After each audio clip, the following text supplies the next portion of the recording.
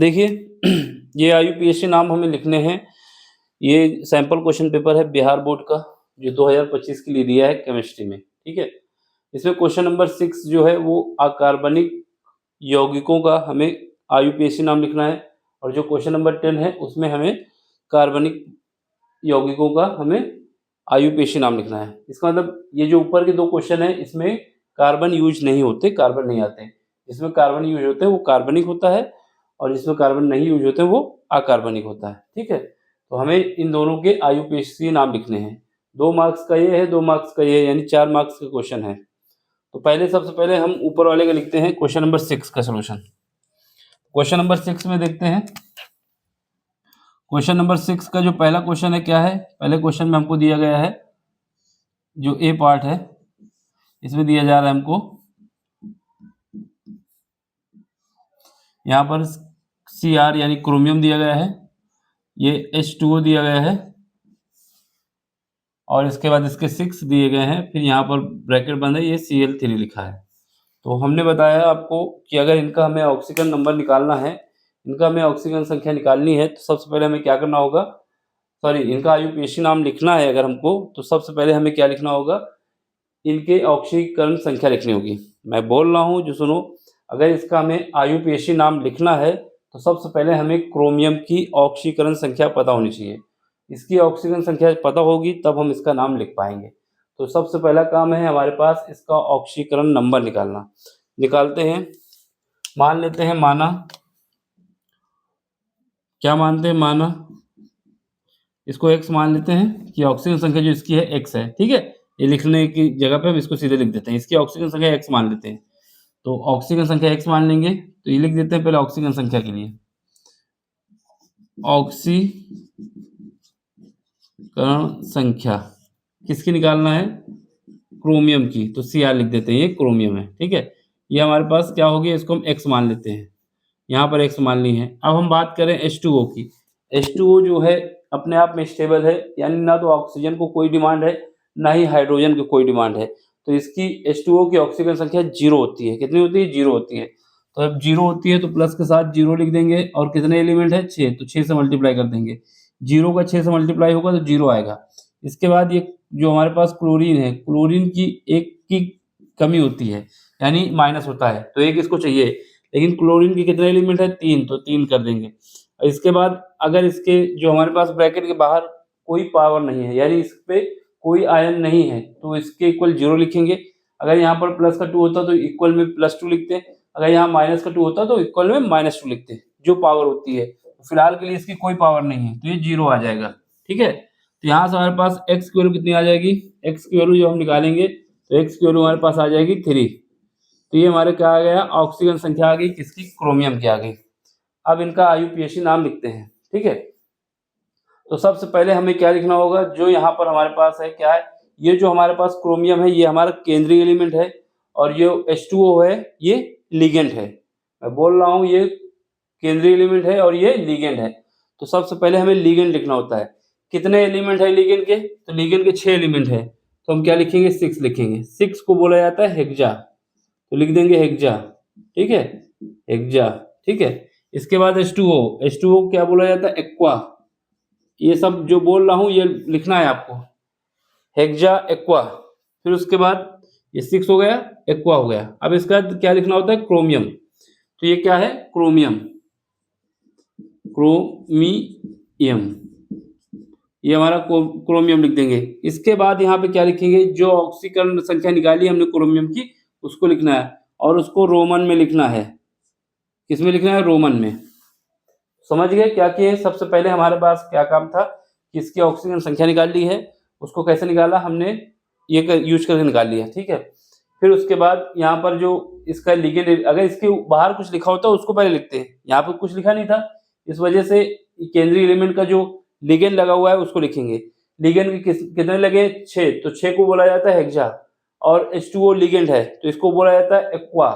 फिर उसके बाद Cr है, तो Cr हमारे पास क्रोमियम है, तो क्रोमियम लिख देंगे, ठीक है। कितने क्रोमियम लिख देंगे, ठीक है। इसकी ऑक्सीजन संख्या कितनी आई है, 3, इसको लिख देंगे।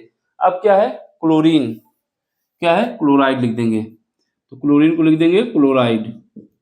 तो ये इसका नाम हो गया क्लोराइड, तो ये इसका नाम हो गया, तो इसका IUPAC नाम हो गया ये, ठीक है, IUPAC नाम इसका ये हो गया, क्या हुआ, hexa aqua chromium third chloride, ठीक, इतना ही लिखना है।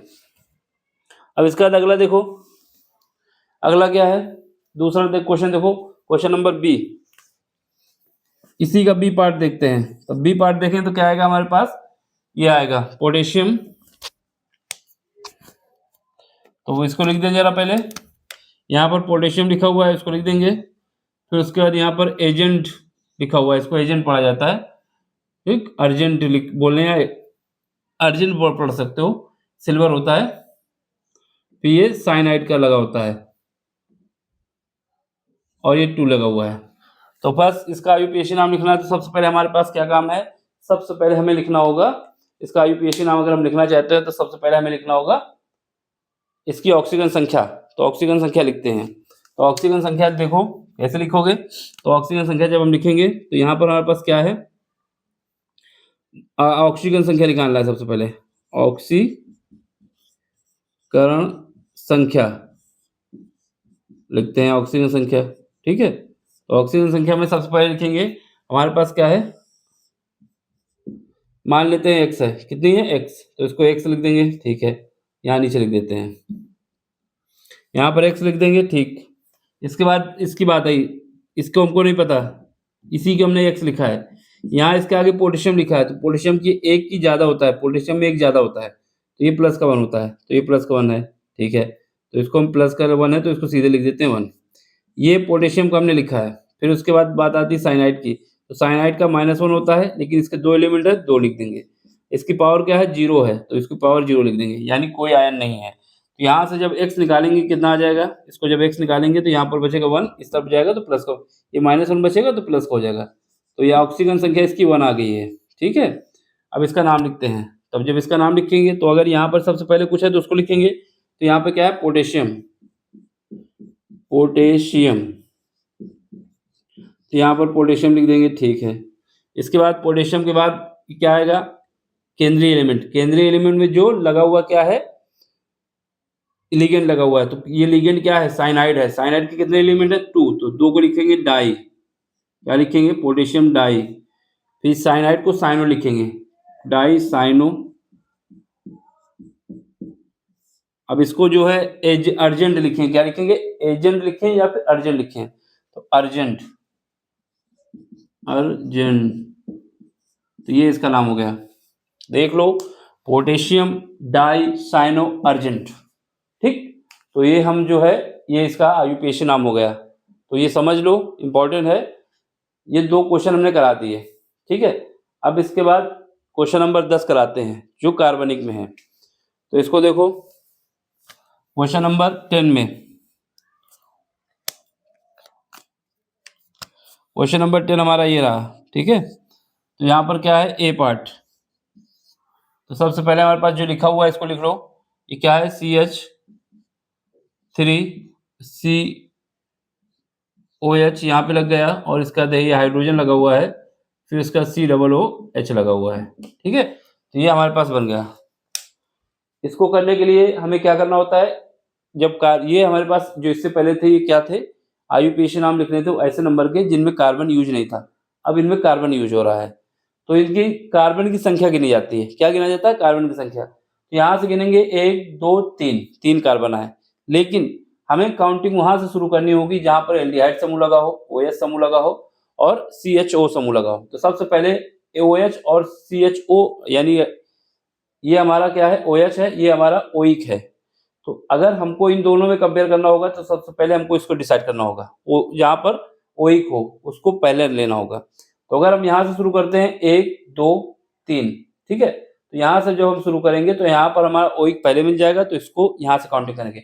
अगर यहाँ से शुरू करेंगे तो ओइक हमारा तीसरे नंबर पे आएगा, जबकि यहाँ से शुरू करेंगे तो ओइक हमारा पहले नंबर पे आएगा, और यहाँ से शुरू करेंगे तो OH दूसरे पे आएगा, यहाँ से शुरू करेंगे तब भी OH दूसरे पे आएगा। तो वैसे भी हमें सबसे पहले इसको प्रेफरेंस देनी होती है, ठीक है। तो हमारा 1 नंबर इसमें आ जाएगा, पहला नंबर इसमें आएगा, ठीक है। फिर यहाँ पर अगर इसको संरचना के रूप में लिखना चाहो तो लिख सकते हो, बाकी ये सीधा लिखा हुआ है, जैसे उन्होंने खुद ही ब्रेक करके दे दिया है। तो 1 कार्बन हमारा ये हो गया, दूसरा कार्बन हमारा ये हो गया और तीसरा कार्बन ये हो गया। 1 2 3 हो गया, ठीक है। अब इसका नाम लिखते हैं। नाम लिखने के लिए सबसे पहले क्या करते हैं, कितने कार्बन आए? 3। 3 कार्बन आए हैं तो हम इसमें क्या कहेंगे? प्रोप। क्या कहेंगे? प्रोप। ठीक है, 3 कार्बन आए तो प्रोप कहेंगे। इसके बाद इन सब कार्बन के बीच कौन सा बॉन्ड लगा हुआ है? सारे ही कार्बन के बीच सिंगल बॉन्ड लगा हुआ है। कौन सा बॉन्ड लगा हुआ है? तो सिंगल। तो सिंगल जब लगा होता है तो उसको कहते हैं एन। डबल बॉन्ड लगा होता है तो इन, और अगर ट्रिपल बॉन्ड लगा होता है तो आइन कहा जाता है। इन सब के जितने भी कार्बन है सबके बीच कौन सा बॉन्ड लगा हुआ है? सिंगल।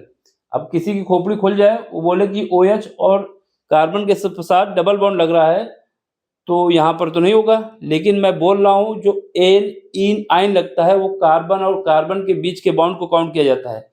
OH और कार्बन के बीच का नहीं काउंट किया जाता है, ठीक है। तो अगर इसको ब्रेक करके आप जैसे लिखते हैं तो यहाँ पर क्या होगा? प्रोप, फिर उसका सिंगल बॉन्ड हुआ तो क्या लिखेंगे? एन। एन लिख देंगे, ठीक है, प्रोप एन हो जाएगा। फिर उसके बाद ये क्या है? पहली पोजीशन में ओइक लगा हुआ है, तो यहाँ पर पहली पोजीशन में फर्स्ट ओइक, क्या है? ओइक, ठीक है। अब इसके बाद जो अगर ओइक लगा दिया, अब जो लगेगा हाइड्रोक्सिल या मिथिल कोई भी ग्रुप लगेगा तो वो आगे लिखा जाएगा। इसी वजह से मैं आगे जगह छोड़े हुआ हूँ। तो यहाँ पर देखोगे 1 2, तो दूसरे नंबर पे कौन सा है? OH समूह को हाइड्रोक्सिल कहा जाता है। क्या कहते हैं? हाइड्रोक्सिल। किस पोजीशन पे? दूसरी पोजीशन पे है, तो लिख देंगे 2 हाइड्रोक्सिल। क्या लिखेंगे? 2 या फिर हाइड्रोक्सिल 2, या तो 2 आगे लिख दें या फिर हम कह दें हाइड्रोक्सिल 2। तो हम क्या लिखेंगे? 2 आगे लिखते हैं फिर hydroxyl, hydroxy, 2 hydroxy, 2 hydroxy propane 1 oic, ये इसका नाम हो जाएगा। देख लो, समझ लो, ना समझ में आए तो आप हमसे पूछ सकते हैं। 2 hydroxy propan first oic, इतना लिखना है हमें इसमें, ठीक है।